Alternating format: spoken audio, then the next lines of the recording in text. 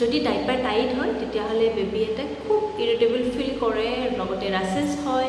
আৰু যদি খুব বেছি ঢিলা হয় তেতিয়াহ'লে ডাইপাৰবিলাক লিকেজ হোৱাৰ চান্স থাকে। গতিকে আজি এই ভিডিঅ'টোত মই আপোনালোকৰ লগত আলোচনা কৰিম আমি আমাৰ বেবীটোৰ কাৰণে ৰাইট চাইজৰ ডাইপাৰ কেনেকৈ চুজ কৰিব পাৰোঁ তাৰ বিষয়ে। গতিকে ভিডিঅ'টো শেষলৈকে চাই যাব, আৰু যদি চাই ভাল পায় তেতিয়াহ'লে প্লিজ লাইক এটা কৰিব। আৰু মোৰ চেনেলত যদি আপোনালোক নতুন হয় তেতিয়াহ'লে প্লিজ মোৰ চেনেলটো ছাবস্ক্ৰাইব কৰিব, ওচৰত থকা বেল আইকনটো দবাব, যাতে নেক্সট ভিডিঅ' দিলে আপোনালোকে অতি সোনকালে গম পায়। চ' পলম নকৰি আজিৰ এই ভিডিঅ'টো আৰম্ভ কৰোঁ। মানে মই যিহেতু মোৰখিনি আপোনালোকৰ লগত শ্বেয়াৰ কৰোঁ, সেই গতিকে মই যিখিনি মোৰ ক্ষেত্ৰত কৰিছোঁ মই সেইখিনি আপোনালোকৰ লগত শ্বেয়াৰ কৰিবলৈ চেষ্টা কৰিছোঁ। প্ৰথমতে মানে আপোনালোকে এটা কাম কৰিব পাৰে, যিহেতু আজিকালি সকলোৱে অনলাইনে পাৰ্চেছ কৰে ডাইপাৰ্ছবিলাক, গতিকে ডাইপাৰ্ছবিলাক অনলাইন পাৰ্চেছ কৰোঁতে প্ৰথমতে এটা সৰু কোৱান্টিটি ডাইপাৰ্ছ অৰ্ডাৰ কৰিব। কাৰণ কিয় লাইক যদি মানে নিউবৰ্ণ বেবী হয় তেতিয়াহ'লে নিউবৰ্ণতটো এটা চাইজ লিখা থাকিব যে 0 to 5 kg, আৰু নিউবৰ্ণৰ তলত আহি যাব স্মল চাইজ, স্মলটো লিখা থাকিব 5 to 8 kg।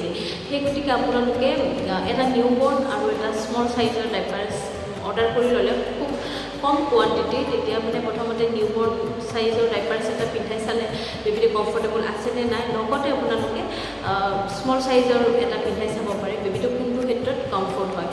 যিহেতু এটা গড় হিচাপত ডাইপাৰটো বনোৱা হয় যে 0 to 5 kg বা 5 to 8 kg তেনেকুৱা হিচাপত, সেই গতিকে আৰু সকলো বাচ্চা একেই নহয়। কিছুমান বাচ্চা অকণমান বেছি ডাঙৰ থাকে দেখা লগা মানে বয়স হিচাপত, আৰু কিছুমান অকণমান ক্ষীণ থাকে, বা কিছুমান অকণমান চাপৰ থাকে, কিছুমানৰ অকণমান কঁকালখন ডাঙৰ থাকে, ফেটছ থাকে, তেনেকুৱা।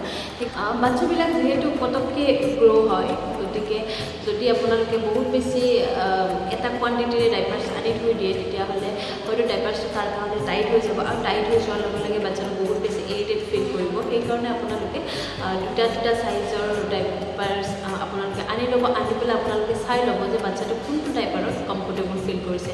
লাইক মোৰ এতিয়া বাচ্চাটো 2 বছৰ হ'ব হৈছে, কিন্তু তাক মই এতিয়া ডাবল এক্সেল চাইজৰ ডাইপাৰ্ছ পিন্ধাব লগা হৈছে, বিকজ মোৰ ল'ৰাটোৰ মানে যিখিনি থাই এৰিয়া, সেই থাই এৰিয়াত ফেটছ অকণমান বেছি আছে।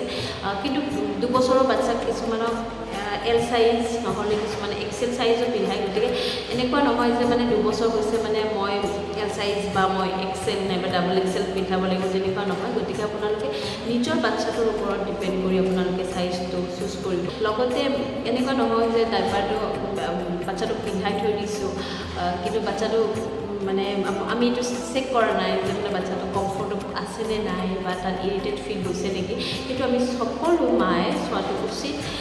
গতিকে এইখিনি আপোনালোকে চাই ল'ব। আৰু যদি আজিৰ এই ভিডিঅ'টোত আপোনালোকে নিজে কিবা এটা পোৱা যেন লাগিছে তেতিয়াহ'লে লাইক এটা কৰিব।